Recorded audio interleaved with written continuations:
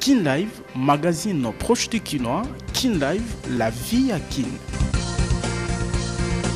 Bote bandeko batali pe matondo na fidélité bozeli kokoba ko lakisana manaka Kin Live bansango na mukuse yango yo mapinga FARDC na lispe mapinga ya SADC basili kocha ceinture ya sécurité nzinga ya ville ya Goma mukano o esili kozwama sima ya kokweya ya sake na maboko ya batomboki ya M23 RDF na ngambu na ye gouverneur militaire ya etuka ya Nord Kivu Peter Chirimwami alaki ko récupérer sake procès RDC contre Rwanda na Cour africaine ya droits de l'homme et des peuples CNDH pe ba au Niger ebundelaka makoki ya batoneko le Congo démocratique bazali pene ya kopesa gouvernement ba preuve ya ba crime Rwanda esali na Congo démocratique pona kokwisa mboka ya Paul Kagame liboso ya bazuzi kaka na o Italie guerre na SRDC mokonzi Assemblée nationale Vital Kamerhe o azali kobika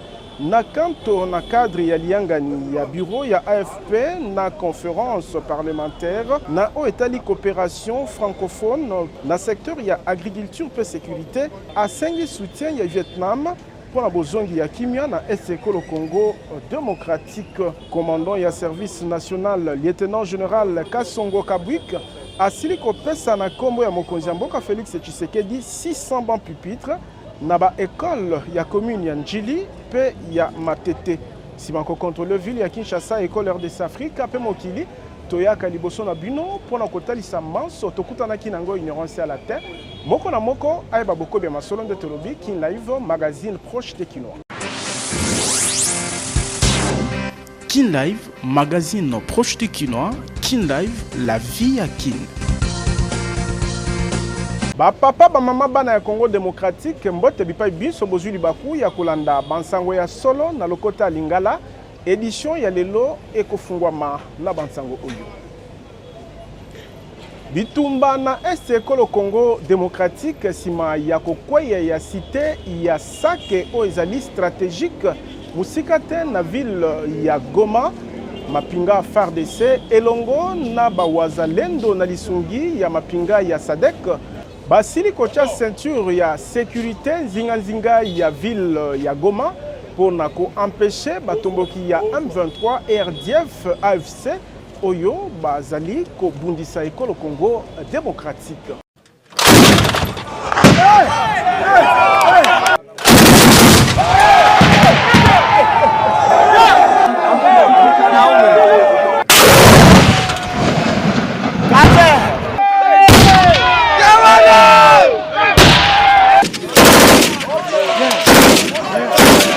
Totikala na ville ya Goma gouverneur militaire ya etuka ya Nord Kivu Peter Chirimwami alaki ko récupérer sake na maboko ya batomboki ya M23 RDF AFC pambate manso ezali ko chama na esika na tina ete mapinga FARDC ezwa makoki ya ko récupérer eteni wana.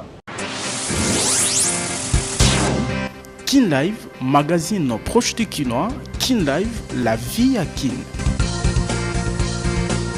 Epekisami pona babwatu pe ba embarcation ya mike ko naviguer ezala na moi tope na butu ko banda Nord Kivu pe Sud Kivu mukano ya gouverneur militaire ya etuka ya Nord Kivu kolandisama na bopusani ya menace ya Rwanda na nzela ya ba M23 RDF AFC Toyoka molobeli na ye colonel Njike Kaiko.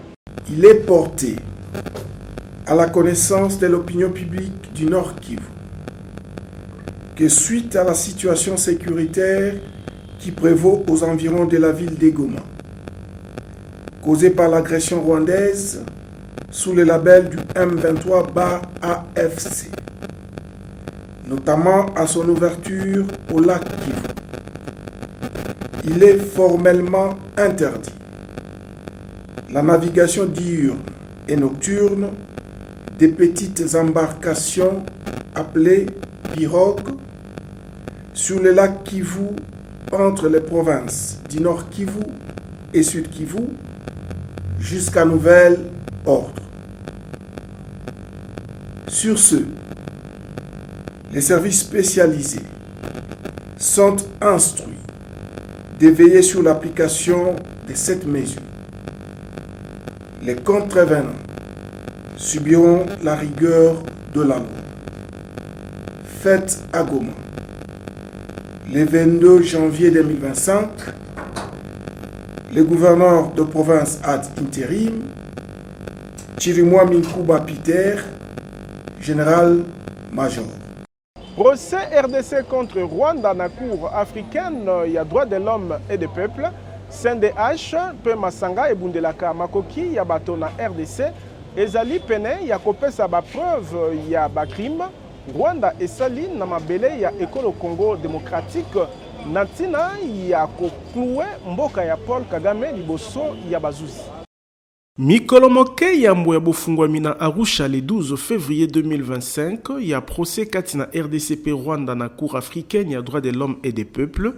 Commission nationale ya droits de l'homme na nzela ya mokonzi na yango Paul Nsapu endimi kopesa bilembo to ba preuve ya ba crime ya somo Rwanda esali na eteni ya est ya Congo démocratique.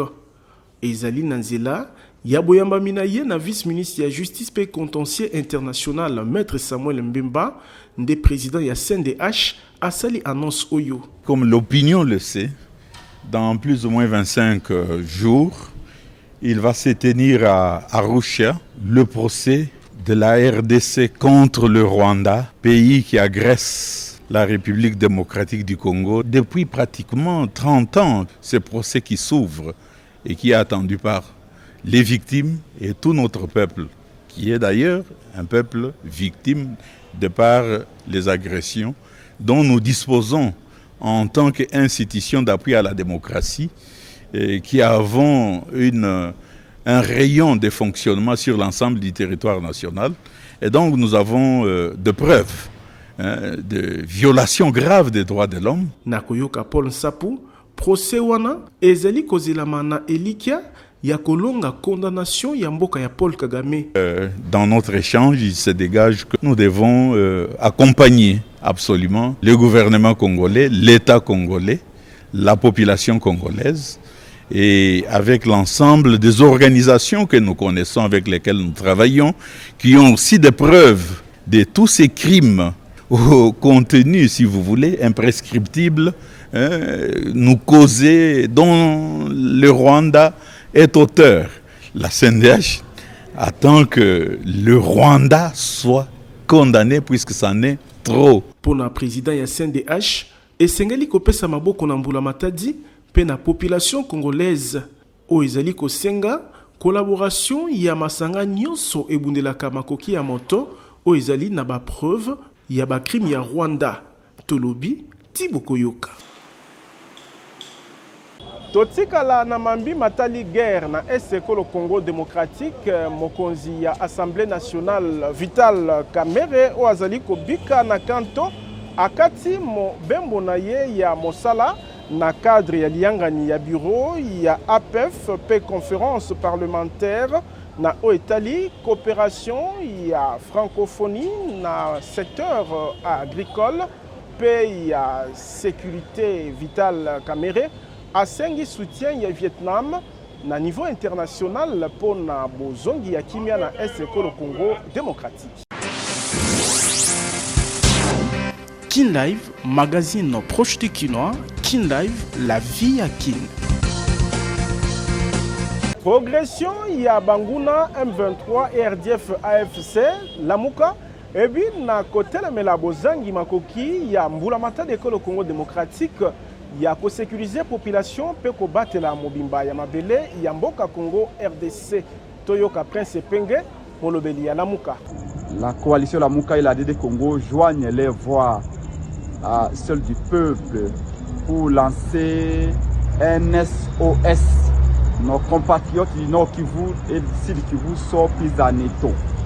Plus de 178 000 Congolais du Nord Kivu et du Sud Kivu ont fui leur maison. Femmes, hommes, enfants, vieilles et vieux, abandonnés à leur triste sort, sans eau, sans habits, sans nourriture, sans un liquide en poche. Lamuka appelle les Congolais à la solidarité tout en condamnant ces affrontements et la guerre injuste qui est imposée à notre patrie. Ce qui nous choque et ce qui choque notre population, c'est que le commandant en chef de l'armée congolaise, lui, M. Félix Tshisekedi, est à 10 000 km du Congo en ce moment. Il est en Suisse, au sommet de Davos, où il est en train d'exposer comment protéger la forêt, comment protéger les animaux, comment protéger le climat, alors que son devoir premier, son devoir constitutionnel est celui de protéger les populations congolaises. Simaya Église catholique, Église de réveil, Ndimi kopesa maboko na likanisi ya kobondela na ntina ya ba FARDC pe ba wazalendo na este ekolo Congo démocratique mokambi ya Église de réveil na Congo ejiba ya mampia pe prophète Dodo Kamba mokambi ya kala ya confession religieuse bayambamaki na ministre ya justice Constant Mutamba. Boyambami ya bakambi ya ba confession religieuse ezali kokoba. Ministre d'État ya Justice Constant Mutamba ayambaki pe lisusu mardi mojalisi ya Église des Réveils pe prophète Dodo Kamba mokambi ya kala ya confession religieuse ba Église des Réveils ya Congo démocratique nanzela ya représentant légal archevêque Ejiba ya Mampia bandimi likanisi ya Constant Mutamba ya kobondela pona bozongi ya kimia na est. Il a parlé de la prière à laquelle il veut vraiment que toutes les églises soient associées. Pourquoi la prière? C'est en faveur des FARDC et des Wazalendo à l'est de la République. En cela, 2 dates de bien retenues. Donc pour les 9, dans les différentes églises, les gens vont prier, adresser des requêtes à Dieu pour les forces armées de la République.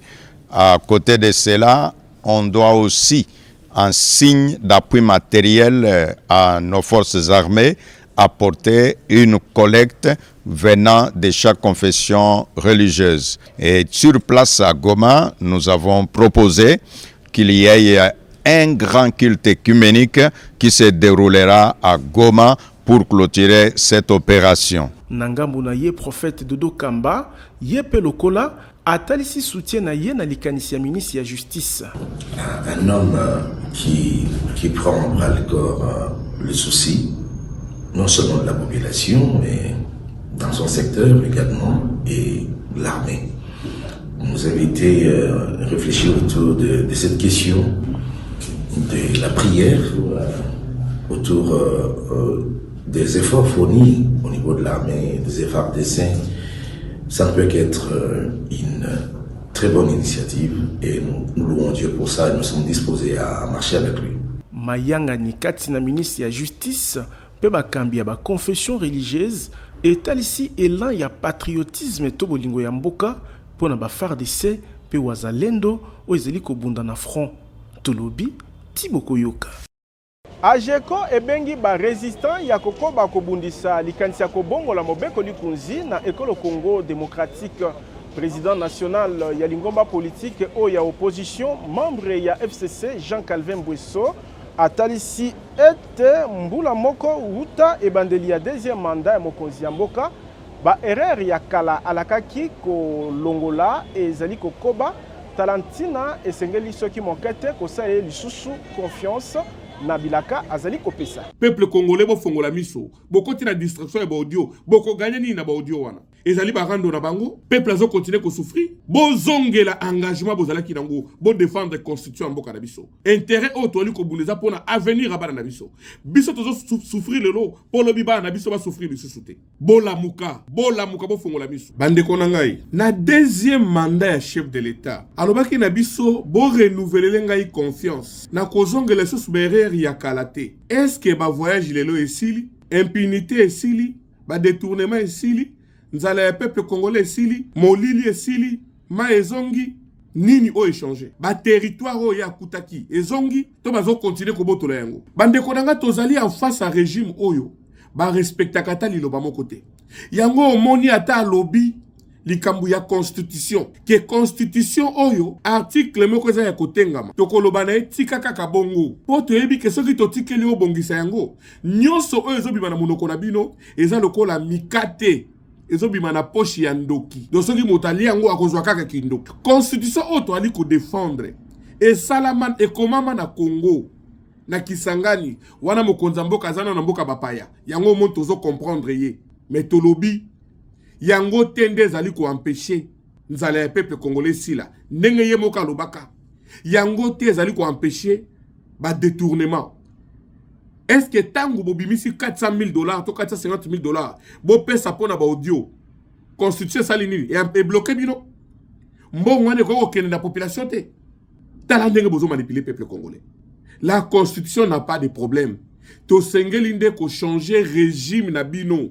Na mokolo ya mibale ya makita ya Davos, mokonzi ya mboka Félix Tshisekedi asali annonce ya bokelami ya zamba monene na kombo ya couloir vert Kivu Kinshasa oyo ezali ya 550,000 km², kati na yango 285,000 km² ya forêt primaire pe 60,000 km² ya batourbière. Projet oyo ekokela misala pona 500,000 Congolais. Maloba mokonzi ya mboka RDC na mokolo ya mibale ya makita ya Davos na Suisse ezelamaki mingi pe na ntina. Pamba te mercredi 22 janvier, Félix Tshisekedi aningisaki forum économique mondial ya Davos na libaku ya participation na ye na panel oyo ezalaki na mama na likambo les derniers poumons de la terre wapi balobelaki likambo ya changement climatique. Mokonzi ya mboka Félix Tshisekedi na maloba na ye alakaki bokelami ya réserve ya zamba monene ya mokili babengi couloir vert Kivu Kinshasa. Cette initiative historique sans équivalent transformera non seulement notre paysage naturel, mais également les moyens de subsistance de millions de nos concitoyens.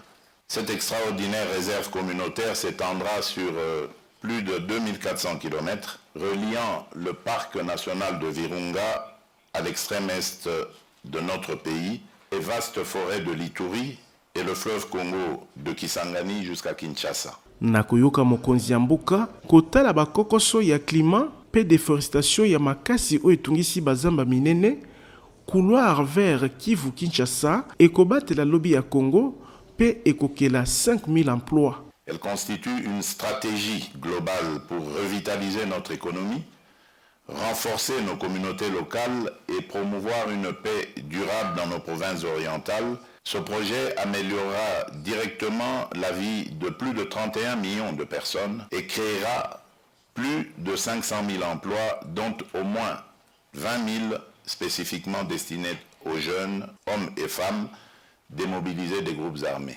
Annonce ya projet Oyo et sepelisi ba panéliste mingi kati na bango, fondateur ya Forum économique mondial, professeur Klaus Schwab oyo asepeli na engagement ya mokonzi ya mboka Félix Tshisekedi ya kosala lien kati na kimia, développement durable, pe conservation ya nature, pe ancien secrétaire d'État américain John Kerry asepeli na likanisi kitoko elingi ko préserver pe kobatela bassin ya Congo pe kopesa makoki na ba millions ya ba Congolais ya ko contribuer na ntina ya koboya ba impact ya mabe ya climat.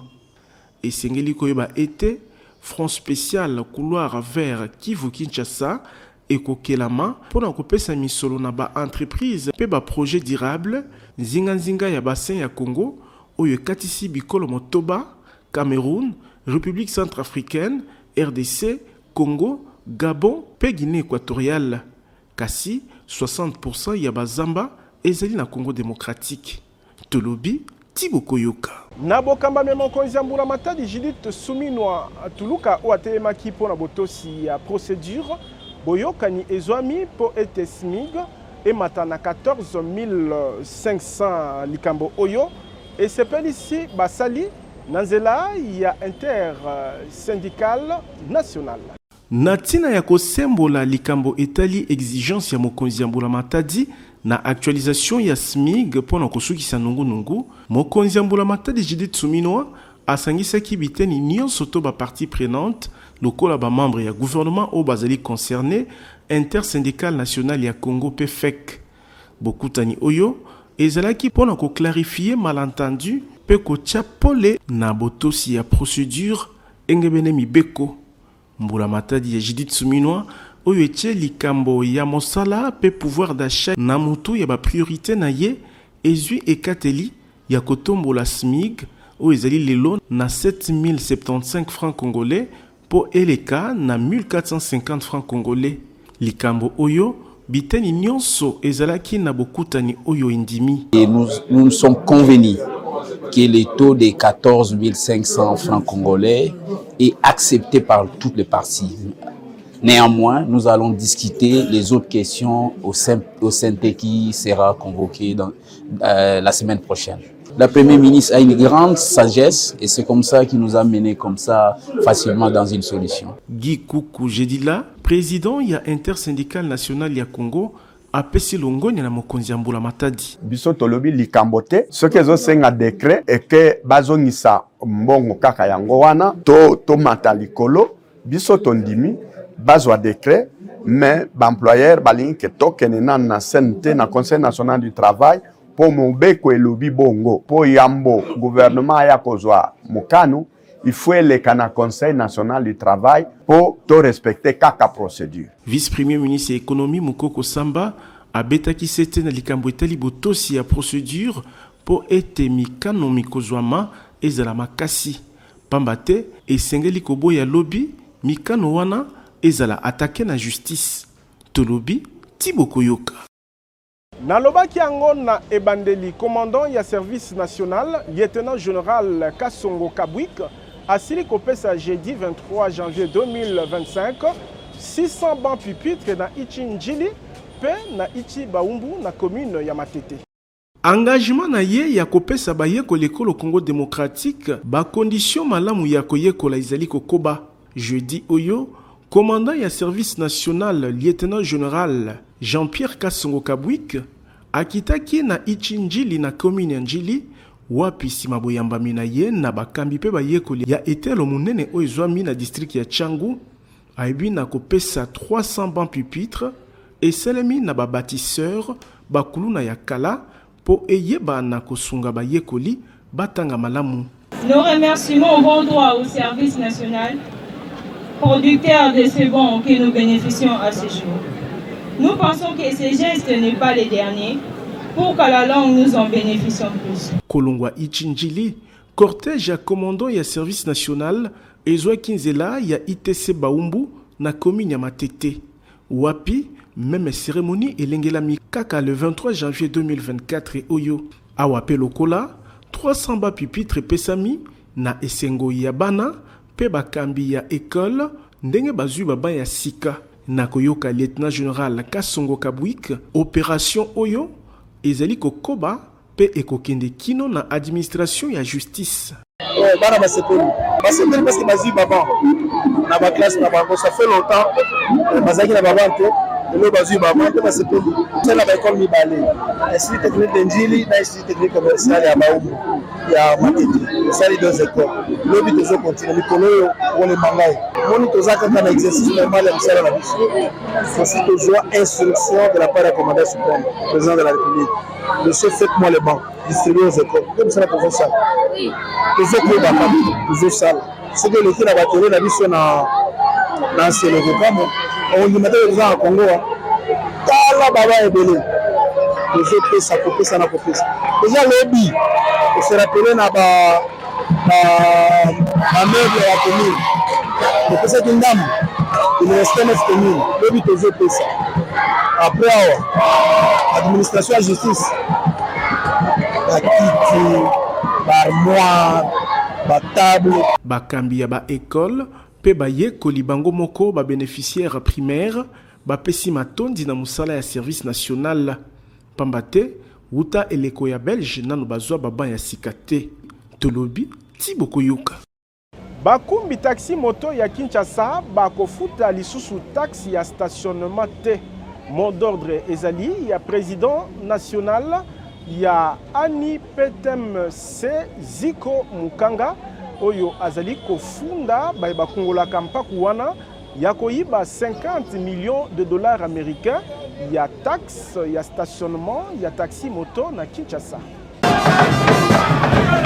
Engagé ya kotombola lokumu ya mosala ya mukumbi moto na RDC pe kobongisa social ya population, président national ya ANIPTMC Ziko Mukanga a sensibilisé ba propriétaire ya ba taxi moto na libaku ya milulu ya échange de vœux à Kambi mercredi 22 janvier 2025 na salle polyvalente Oasis Sezomi na commune ya Matete. Liboso, il y a plus de 1200 présidents, il y a ba parking ya capitale, ba présidents provinciaux, membres ya ANIPTMC, pe ba partenaire ya ndenge na ndenge, président Ziko Mukanga a bengi ba kumbi moto na responsabilité, boto si mibeko ya mboka, ko yeba ba droit na bango, pe ko zala vigilant. Pambate, moto nyonso te akoki ko kanga moto na Kinshasa. Na Kinshasa, ba trakaseri pe zali makasi, ba motocycliste ebele, bazali ko kosala musala malamu te, bazali ko kanga bango, tozali koyeba te nani akoki na kokanga moto, nani akoki na kokanga te. Ba service nyonso zali kokanga moto na ba taxe de stationnement oyo bazali ko escroquer ba motocycliste mbongo oyo tosali plus de 5 ans, mais mbongo wana ezali kokota na ba poche ya bato. Ba yibi ba motocycliste plus de 50 millions de dollars. Yango tobetaki yango 7 ete makambo ya taxe de stationnement tolingi yango na lisusu te, tobetaki pe 7 et pas ba motocycliste pona ba respecter pe mibeko ya mboka, ba respecter pe ba code de la route, et sika motala azali kotambola azala pe propre, ba jwa pe musala na biso na valeur. Wana ye kotalisa bila ya mosala uta bokelami ya ANIPTMC, président Ziko Mukanga atalisi ete 6312 motos esili kopesama na Nyongo, 9300 familles ezuma pango na commune Nselepe Maluku, 417 machines à coudre pesami na ba maman, 100 bus pesami pe bongo na bongo. Libanda ya opération Komankolo Lopango pe patron, opération Silisanzala na 300 hectares ya bilanga pe 10 hectares ya maziba pona mbisi na tina kolesa population et salami. Président Sikazali kopesa ba moto na crédit mutaye na mbongo ya muke à partir ya $400 apesi ye moto. Président Sikazali kopesa za ba moto ya 3 pneus et za ba bis azali kopesa ngo na crédit. Président Ziko a lancé pe opération Silisanzala. Silisanzala ezali ete tozali na plus de 300 hectares na commune na biso ya Maluku na Mekao. Oyo toloni masangu, toloni pe biloko ebele, oyo totie pe ba majiba, oyo ke Congolais nyonso pe kinois na mikolo ezali koya, Kongo mobima eli ambisi, oyo tobengi ba mungusu Ziko, ba nzombo Ziko, ba mboto Ziko. Président Ziko alobi azali kotambola na vision oyo ya mokonzi ya mboka Faci Beton. Pona ko couronner succès ya mosala makasi, président Ziko Mukanga asali wuta 11 ans. Lisanga ya ba journaliste pe ba éditeur indépendant ya Congo, sima ya ba enquête approfondie, ebi na kopesa ye diplôme de mérite pe trophée ya patriotisme na cadre ya réorganisation ya association, ba membre ya bureau national ya sika ya ANIPTMC bazalaki présenté. Remise ya ba brevet na ba président oyo bakambi ba secteur na bango malamu nde esukisaki milulu one sengo. Tolobi Thibaut Koyoka.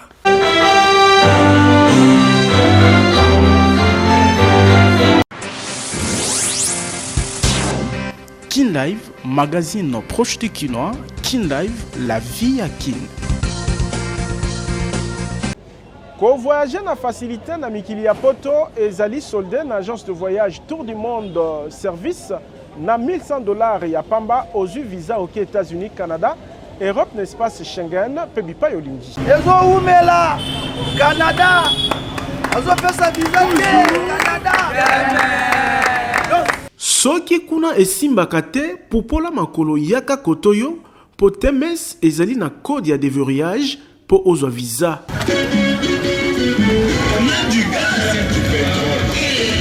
Moto a découragé otendeko projet na yo ya kokende Canada, États-Unis, Europe pe bipai na bipai ezali toujours possible et réussir soki osali confiance na Tour du Monde Service, agence certifiée ou ezali spécialisé na ba démarche ya visa pe prise en charge ya moto nyonso alingi ko voyager. Quand on connaît, on connaît.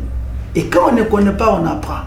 Tango kuna bazali ko beta banzadi na temes toro toujours poso elekakate kozanga ko accompagner ba lauréat visa Canada, États-Unis, Europe n'espace Schengen, Chypre, Turquie pe bipai na aéroport. Yoyaka pesa biso ka confiance. Ndenge bokoki komona na misu ba lauréat misatu bazu visa Canada kati na bango coordonnateur ya Tour du Monde Service oya keyi ko renouveler ba contrat na ba partenaire pour na accueil ya ba client TMS. Sima ya kozwa ba passeport na visa Canada, direction aéroport international ya Njili. TMS likolo, TMS. Tala bandeko na Canada, mboka malili na esengo. Cordo Ewana na kacha Canada. Ndeko mwana ya Kinshasa pe ya Congo démocratique, kobuka na te yaka na TMS po awa irataka te. Tozali na numéro 5151 ya balabala Kasavubu, quartier Matonge 1 na commune ya Kalamu. Na TMS visa nde visa. Tolobi Tiboko Yoka. Koma kololo pango na $1,500 ya pamba kasoko futa $500 mususu kolanda moke sokipe olingio koma patron ba bus ya sika 00 km na ba moto ezali kopesama na président Ziko Mukanga.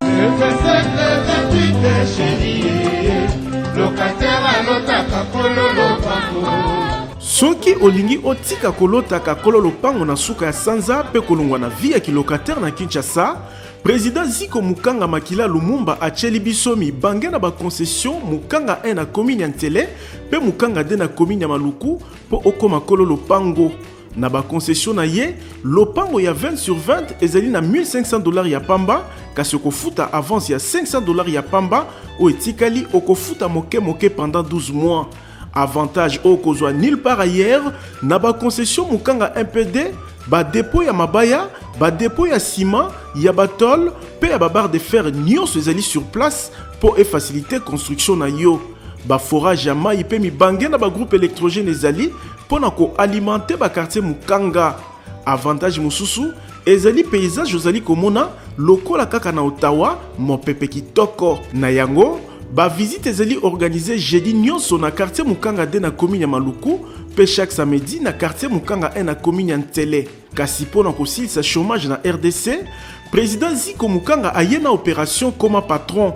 Azali kopesa moto ya 2 pneus na $1,300 ya pamba, avance $400 ya 3 pneus na $4,500 ya pamba, avance ya $2,000 ya pamba. Pe ba bis ya VIP ya transport na $30,000 ya pamba, avance $10,000. Ozui bis ya sika 00 km o etikali okofuta malebe kino na suka. Adresse tozali na deuxième niveau ya galerie Efra na numéro 42 ya avenue Victoire, quartier Kauka na commune ya Kalamu.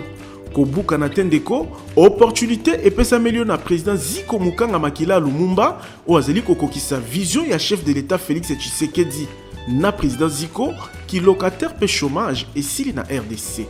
Tolobi Tiboko Yoka. Bokono ya misu na minu ezu lobiko na bokasi ya fondation Oila na zela ya clinique ophtalmologique pe dentaire super optique ezomi na rond-point esika bazwaka transport ya zando. Eloko na eloko ezalaka na ngonga nango soki lobi ezalaki milelo ngonga kozolo biko na bokono ya minu pe ya misu ekoki po fondation Oila ememeli bana ya Kinshasa ya basi pe mibali na bakongole nyonso ba matériel ya génération ya sika pona kobikisa bango na nzela ya clinique ophtalmologique super optique o ezali na ba service spécialisé ndakisa ophtalmologie pona kobikisa bokono ya misu ata oyo balembana na ba matériel moderne oyo ba soin ezali kopesa malokola kaka na mikili ya poto bongo balinette tozali na ba verre progressif double foyer pe simple vision ya ba marque nyonso pe pona ba bourse nyonso traitement ya ba verre photo gré anti-reflet photo max pona ba kumbi mituka ba kumbi wewa ezala ba basalelaka ba smartphone pe ba ordinateur ezo salama na super optique esili wana te mobange na cabinet dentaire moderne pe ezali maladi ya minu esili kozwa lobiko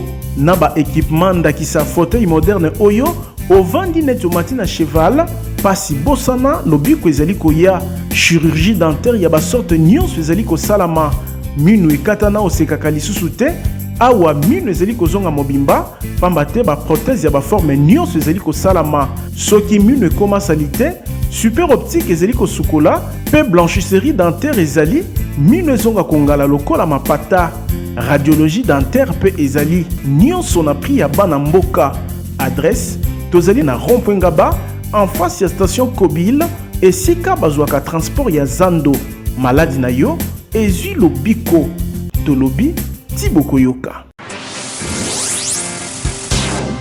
Kin Live, magazine proche de Kinois. Kin Live, la vie à Kin. Magazine Kin Live Suki Awa, tozalaki ne sengo ko présenter bino ango na kombo ya équipe technique pe rédactionnelle totondi bino botondi sima caméra ezalaki Fabrice ebengo botikala na kimia Kin Live ezali kokoba. Kin Live, magazine proche de Kinois. Kin Live, la vie à Kin.